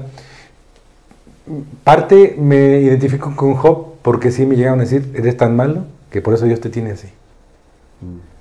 Mismos cristianos. Sí, es parte de una doctrina que por ahí está en una iglesia, ¿no? Sí. Que si te va mal es porque tú te lo estás Sí. buscando. Entonces, o lo mereces. Algunos decían, bien, mira, yo soy próspero porque estoy bien. Tú estás mal. ¿Y si te pasa eso? ¿Te afectaba eso? Sí, porque yo me sentía así como se sintió Job tal vez. Decir, Dios, no soy digno de ti entonces. O sea, soy tan malo que no soy digno. O sea, soy tan mala persona. ¿Y cómo saliste de eso? ¿O cómo enfrentaste ese pensamiento? Dios me daba palabra a través de las personas. Okay. Me daba palabra a través de las personas que dependiera de Él y que Él era mi sustento. Dice, hay una palabra, hay varias palabras que marcaron mi vida de la palabra de Dios. Una de ellas es, bástate en mi gracia, porque mi poder se perfecciona en tu debilidad. Otra es, en Romanos, donde dice que nos gloriemos en las tribulaciones, porque la tribulación produce paciencia, y la paciencia esperanza, y la esperanza no avergüenza, dice, porque Dios está con nosotros. Y esa escritura la leí una vez en el comedor, cuando estaba ahí alrededor de donde nosotros vivimos, pues es un lugar donde les gusta mucho la fiesta, la banda, y gastan dinero, y yo reclamando de Dios, mira que ellos tienen, mira cómo son, yo que te conozco, yo que te sirvo, así nos jactamos, ¿verdad? Mira cómo estoy yo, Dios, tanto que te sirvo, ve aquellos incircuncisos y que derrochando dinero, ¿verdad? Tanto que te sirvo. Entonces, uno se pone en ese plan, en verdad. Y Dios me dio esa palabra y de ahí me empecé a agarrar. Había hermanos de la congregación que me decían, Dios está contigo, Dios está tratando contigo, ¿sí? Esto que estás pasando es un proceso, Dios quiere que aprendas de ahí, Dios que quiere que aprendas a depender de Él. Entonces, fue años que yo también veo el pueblo de Israel que duró 40 años allá por no entender lo que Dios quería hacer. Yo también pasé muchos años por no entender que Dios es mi proveedor. Yo veía a los que tenían trabajo, los envidiaba, y yo decía, veía a otras personas que se iban de vacaciones un fin de semana a Vallarta, o sea, en mi vida yo pensaba que podía hacer eso. En mi mente nunca pasó eso. Eso para mí es imposible. Eso yo en mi vida lo voy a poder ver. De que se iban un fin de semana a Vallarta y lo veías, pues bien, ¿no? A gusto. Sí, me costaba mucho cuando venían personas a compartirnos que hablaban mucho de dinero. Me costaba mucho, chocaba conmigo, decía, es que, ¿por qué Dios? ¿Por qué a mí me tienes así? Entonces, fueron momentos difíciles en nuestra vida esos que pasamos. Sí, me recuerdo una vez que yo también le decía a Dios así como, ¿por qué Dios? Y me dijo, pues porque tú eres el que lo necesita. Y dije, sí. Ay Dios, perdón. O sea, manifiestas que tu corazón había soberbia y Dios estaba limpiando tu corazón, a fin de cuentas. Claro que duele y claro que supongo que hubo muchas lágrimas en el proceso, pero sí. Dios estaba limpiándote. Dios me dio una palabra para mi hija. Más bien, Dios me dio una palabra a mí que yo se la dije a mi hija. Cuando estábamos, ella estaba pequeña y porque ella quería anhelaba ciertas cosas pues que no podíamos de repente, no podíamos darle por la situación que estábamos. Y esta palabra yo se la dije, pero esa palabra era para mí. Y esa palabra era, no te quejes por lo que no tienes, da gracias a Dios por lo que sí tienes. Y esa palabra era para mí, ya se la estoy diciendo a mi hija. Bueno, era para ambos, pero era nada más para Cuando mí. Se la dijiste, sentiste esto es para mí. Sí, sentí una revelación como que yo era para mí esa palabra. Sí. Y yo le digo a muchos, no te quejes de lo que no tienes. Da gracias a Dios por lo que sí. Sí. porque nos tiene bien y nos da lo que necesitamos. ¿Y Dios nos puede dar más? Sí, nos puede dar más. Eso no me queda la mayor duda de que Dios nos puede tener. Te puede ser el hombre más rico del mundo, pero ¿cuál es el beneficio? ¿Cómo para qué? Sí. Creo que va acorde al propósito de cada uno, ¿no? Sí, entonces... ¿Qué es lo que tú crees que aprendiste? Así que dices, ay Dios, ¿cómo lo aprendí? En todo este proceso del accidente, de la escasez, ahí es donde, ¿qué es con lo que te quedas de decir,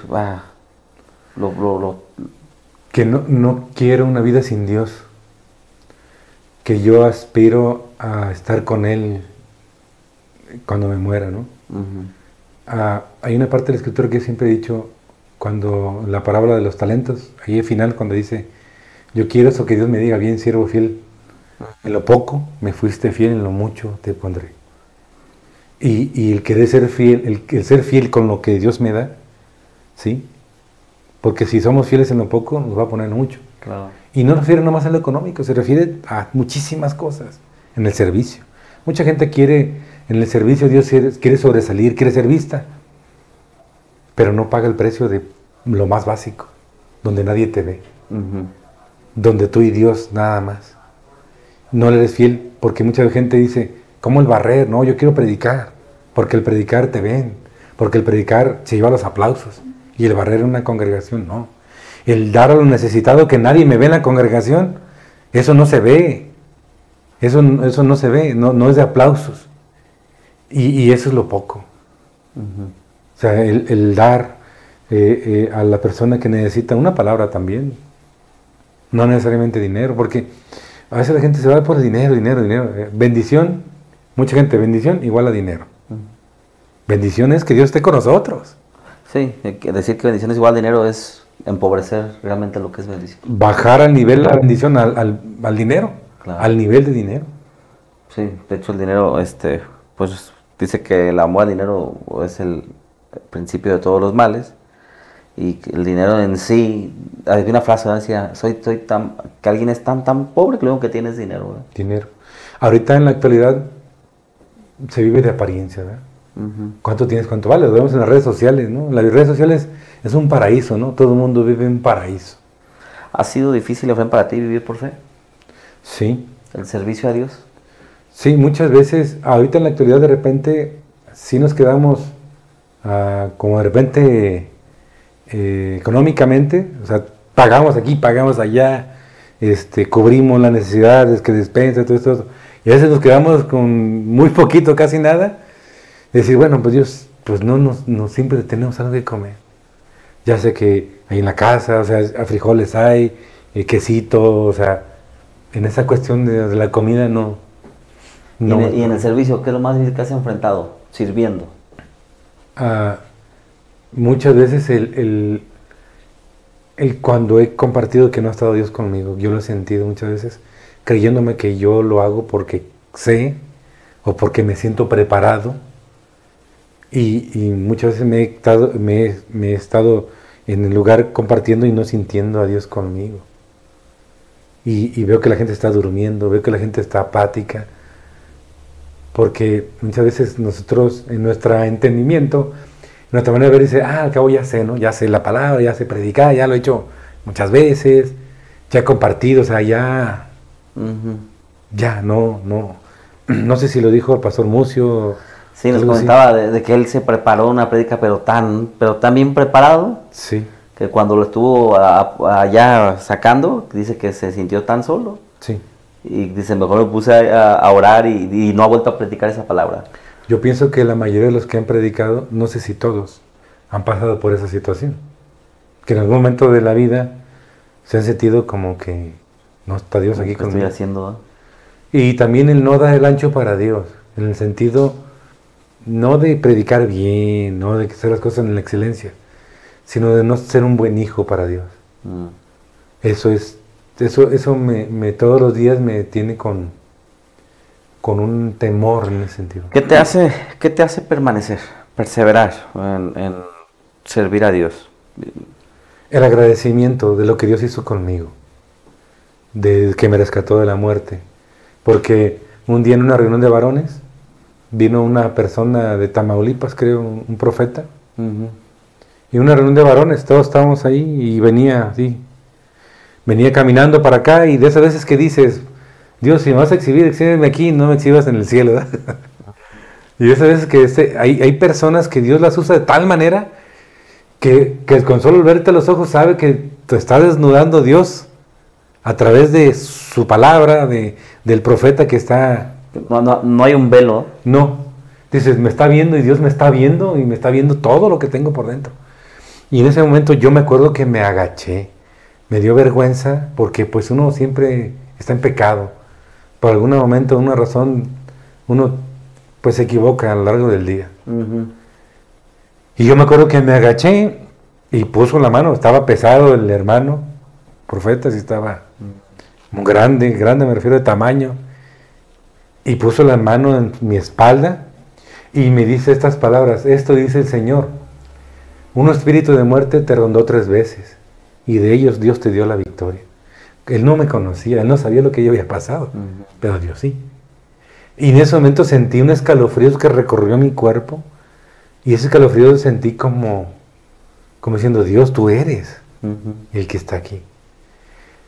Y a través de ese agradecimiento me hace permanecer. Ok. Vamos a entrar a una nueva dinámica donde hay personas que mandaron preguntas. ¿Vale? Entonces te voy a hacer las preguntas que mandaron así tal cual. Ya tú trata de responderlas lo más rápido posible, ¿no? Bueno, ¿cómo hiciste para atravesar los momentos de dolor que sufriste durante y después del accidente? Creo que algo comentaste. Pero Sí, bueno, fue Dios el que... Yo me ponía canciones de alabanza y espiritualmente Dios te reconforta. Es espiritual. O sea, es espiritual, el Espíritu Santo. Sientes una fuerza que Dios Sí. te da un... Paz, te da tranquilidad. Te levanta, ¿no? En medio, aunque te esté doliendo, Sí, te está claro. doliendo, pero sientes a Dios. Ok. Preguntan, ¿cómo ha durado tu matrimonio? Dios ha hecho que permanezca. Para ti, ¿cuál ha sido el secreto? ¿Dios? Dios, Pero ¿cómo meter a Dios en un matrimonio? bueno, el entender bien su palabra, el rol que Dios ha puesto como hombre y el rol que ha puesto como esposa. Y permitir que cuando estemos en discusión, permitir que Dios nos hable y nos diga, estás mal, ve y pide perdón, arregla las cosas. El perdón es esencial, ¿no? Sí, sí, el reconocer las situaciones. Nos sigue costando trabajo muchas cosas, pero pues Dios es el que ha hecho nosotros, ¿no? Yo creo que si fuera por mi esposa y mío, si no tuviera Dios, estuviéramos divorciados. Ok. ¿Qué recomendación darías para permanecer en el camino del Señor? Que tú recuerdes de dónde Dios te sacó. ¿De dónde Dios te sacó? Ahorita que comentabas eso, estaba recordando en la Biblia, cuando habla de 10 personas que tenían lepra, que era una enfermedad muy fea, muy Sí. horrible. Dios lo sana y solamente uno viene y agradece. Sí. Uno nada más volvió. O sea, nueve Decidieron irse a seguir su vida. disfrutaron de la... Sanidad. Pero dijeron, voy a hacer lo que yo quiera, ¿no? Y creo que eso es vital, o sea, uno regresó porque entendió lo que Dios había hecho en Sí. su vida. Sí, yo la verdad que... Hay gente que vive muchas cosas, no sé si quieres hacerlo más para adelante, porque estás muy para atrás. como que va caminando. De ahí vas caminando. Pero por el habla. Hay mucha gente que yo creo que aunque no vayamos a una congregación, siempre creo que Dios está obrando en nuestra vida, lo conozcamos o no. Pero hay gente que logra percibir, o sea, decir, es que esto es solamente por Dios, y ahí empieza, ¿verdad? Sí. Un acercamiento a Dios.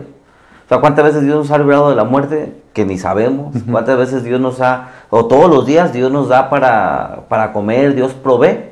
Pero hay gente que no lo ve así. Hay algo que, por ejemplo, en mi vida, a mí, cuando estuve accidentado, a mí me tenían que asear. Asear, me tenían que bañar. Si yo iba al baño, me tenían que asear. Y lo hacía mi esposa, me ayudó también una de mis hermanas, mi mamá. Me tocó... Te conocen por todos lados. Me tocó perdí el pudor. Y me tenía que cambiar, me tenían que amarrar las agujetas. Y muchas veces eso la gente lo hace Por default. sí. Y yo le digo, hay que agradecer hasta que tú te puedas abrochar tus agujetas. Sí, cómo no. Porque ahorita hay mucha gente que no puede hacer eso. Sí.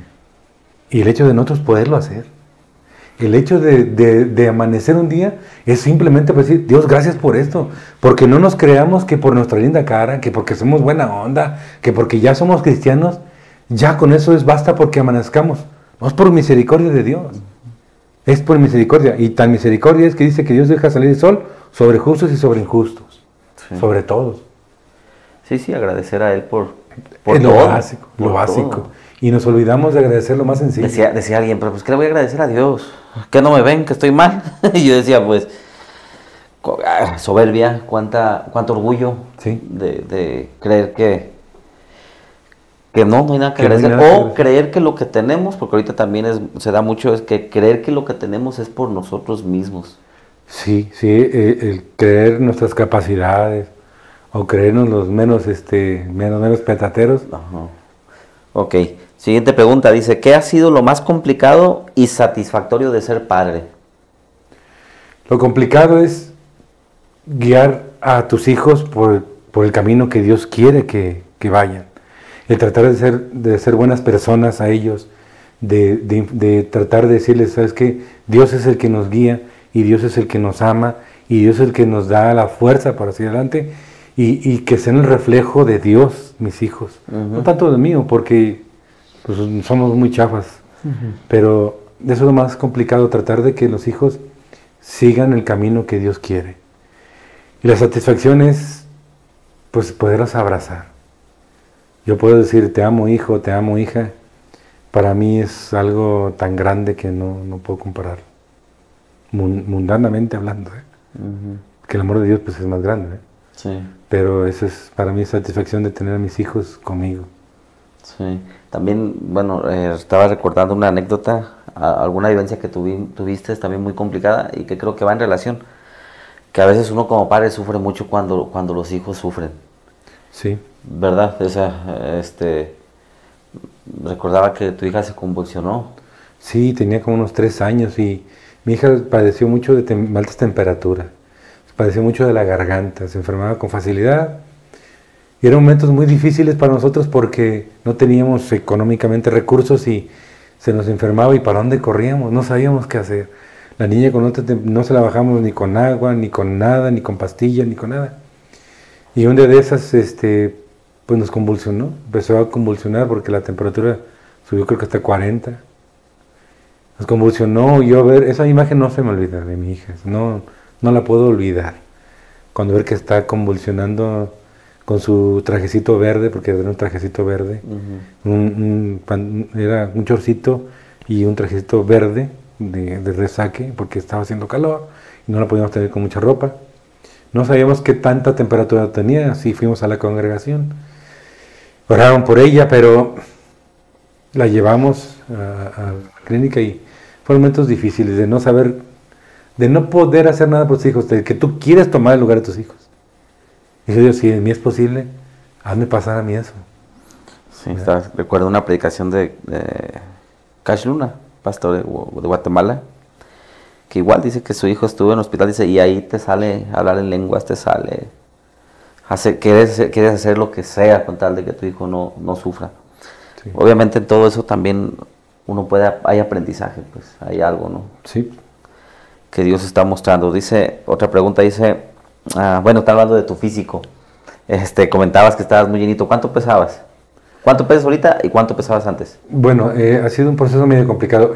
Y llegué a pesar como unos 138 kilos más o menos. 140 kilos. 140 kilos. Y llegué a pesar 98 kilos. Si me das permiso, voy a buscar una foto y ponerla cuando estemos transmitiendo, para que la gente se dé una idea de cómo está. Y ha sido un proceso muy difícil. De bajar de peso, para mí, sí fue difícil, pero no fue tanto. El mantenerme, El permanecer. ha sido, ahorita peso alrededor de 108 kilos. Y estamos hablando de hace 2 años que pesaba, 3 años que pesaba 98 kilos. Hace 3 años. 10 kilitos ha subido. Sí, y estoy entre que necesito cuidarme por salud. ¿Cómo lograste bajar esos kilos? Bueno, fue por susto. Yo tenía exceso de peso, tengo un problema de hipertensión, una enfermedad, desde muy pequeño me la detectaron, muy chico, que esa no me la controlaban, aún con pastillas, triglicéridos altos, ácido úrico, el azúcar no tanto, pero sí. Y de tanta manera que no me la podían controlar, me mandaron con un internista, un especialista, y él me asustó, me dijo que prediabetes, luego rato con diálisis y empezó a decir muchas cosas. Me asusté, salí yo del consultorio, me vi en el espejo, me vi cómo estaba, me di vergüenza de cómo me veía físicamente y dije de aquí para adelante. Y a partir de ese momento fue un proceso complicado, pero más complicado me ha sido permanecer. El mantener un peso es muy difícil. Los malos hábitos nos llegan y pues ese es un problema. Sí. Pregunta, ¿cómo reconocer y cómo responder a la disciplina del Señor? Bueno, el reconocer pues te da el conocer la palabra, el estar atento a la voz de Dios, en lo que a tu vida respecta, en lo que el plan y propósito que Dios tiene para ti en lo particular. Y dejarnos de rollos y aplicarnos. El hacer la voluntad de Dios, el hacerlo no es fácil, nos vamos a equivocar, pero el decidirte, hay que tomar decisiones en la vida, en Cristo, hay que tomar decisiones. Y eso es lo que va a marcar la diferencia entre una persona y otra. Pregunta, ¿qué ha sido lo más complicado o el momento más difícil que has tenido para someter tu orgullo a la voluntad de Dios? El creer en mis capacidades. Si bien es cierto, Dios te ha dado pues, dones, te ha dado talentos y también pues te ha dado de alguna manera un razonamiento. El que te digan, no es por aquí, es por allá. Y tú creyéndose, no, es que es por aquí. No, pero es que es por allá. Por eso dicen, si alguien te dice que estás mal, pues a lo mejor lo ignoras, ¿verdad? Si dos te dicen que estás mal, pues a lo mejor medio empiezas a pensar, ¿eh? Pero si tres te dicen que estás mal, es cuando ya tienes que ponerte a pensar que a lo mejor estás mal. Y reconocer que estás mal. Reconocer, eso es una dificultad muy grande en la vida de las personas. El reconocer que estás en un error. Porque la mayoría de nosotros no reconocemos que estamos mal. Todos están mal menos nosotros. Y cuando alguien nos da un consejo, automáticamente es, me lo está dando de frente. Si es el más pecador del mundo. Si yo conozco su vida. Ahora, si yo pienso que estoy bien, pues no voy a querer cambiar. Lamentablemente ese es el problema para muchos de nosotros. Creer que estamos bien y que no necesitamos consejo. Ni siquiera de Dios. Porque Dios usa las personas. A veces la gente quiere que Dios baje de su trono y venga con él y le diga, estás mal, hijo. ¿Verdad? Sí. Porque así espera la gente. No, que lo diga Dios. Bueno, y a veces está leyendo la palabra y la palabra te dice, ¿verdad? No sé, los borrachos no heredarán el reino de las naciones. Y uno dice, no es cierto, no le creo. Ajá. Si quieren seguir en su estilo de vida. Sí, sí, entonces es como que Dios me lo diga. No, y muchos cristianos, me refiero no que sean borrachos, me refiero a que muchos cristianos no creen que Dios usa a las personas para hablar. Como decía el pastor Belloso, decía, ven al mensajero, no ven al mensaje, porque él también habló acerca de eso. Y a veces la gente ve al mensajero y dice, pues, ¿qué me va a decir Efraín? Pues yo lo conozco, ¿qué me va a decir? O sea, ¿cuánto tiempo tienes sirviendo, Efraín? Sirviendo más o menos como yo pienso ya, compartiendo y todo eso. Sí, que dices ya, o sea, viviendo para Dios. Yo creo que del 2007 para acá. ¿Ahorita en qué sirves? Ahorita estamos sirviendo en la congregación local de nosotros como copastor. ¿Y cómo ha sido esa experiencia para ti? Es complicada porque muchas de las veces, a veces no se tiene muy en claro ciertas funciones para la congregación del copastorado. Muchas veces pueden pensar como que es una figura nada más dentro de la congregación. que a lo mejor no tienen funciones más que como el nombramiento, ¿sí? Entonces, funciona en muchos aspectos el copastorado, ¿no? Entonces, estamos ahorita sirviendo en ese sentido. También estamos sirviendo en matrimonios. Mi esposo y yo somos a cargo en matrimonios. Mi esposa y yo compartimos ahí. A veces compartimos en varones. También compartimos predicando. Vamos de vez en cuando a un desayunador, donde pues también se comparte la palabra. Dios trata conmigo respecto al evangelismo, porque es una parte que a mí siempre me ha costado.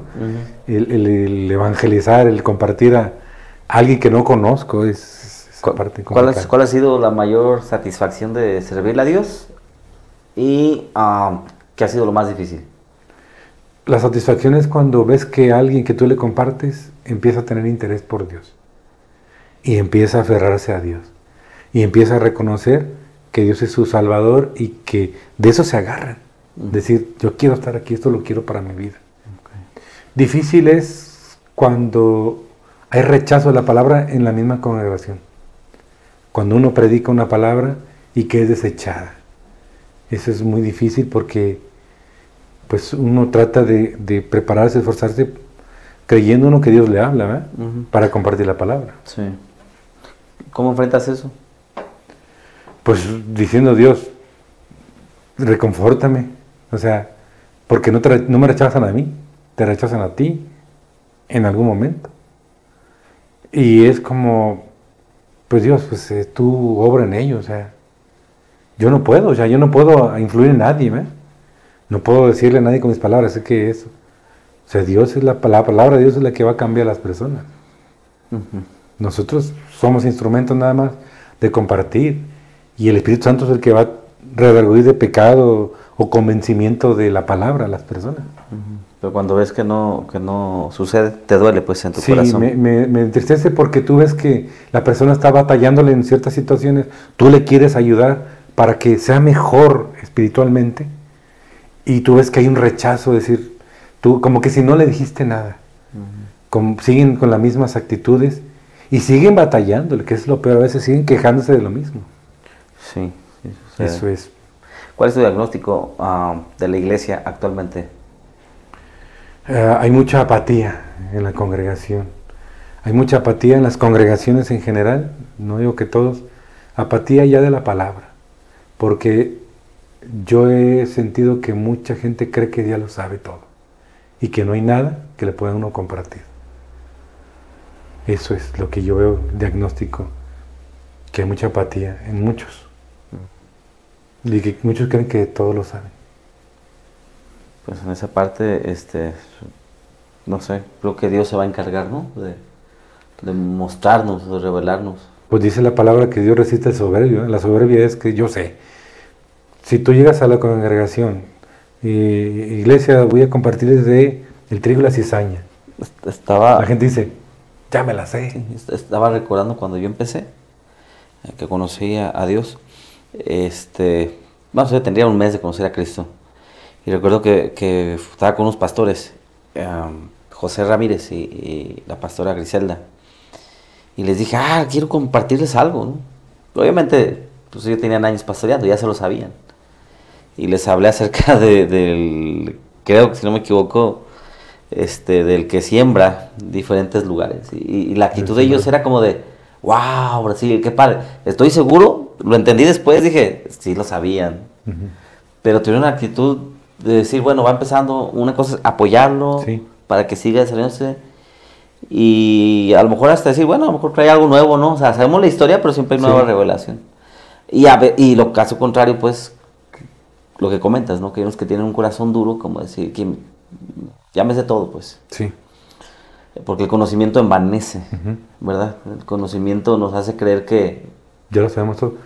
Y se deja de lado de que Dios con la predicación o la parábola del trigo y la cizaña nos puede hablar muchísimas cosas que no entendemos. Sí.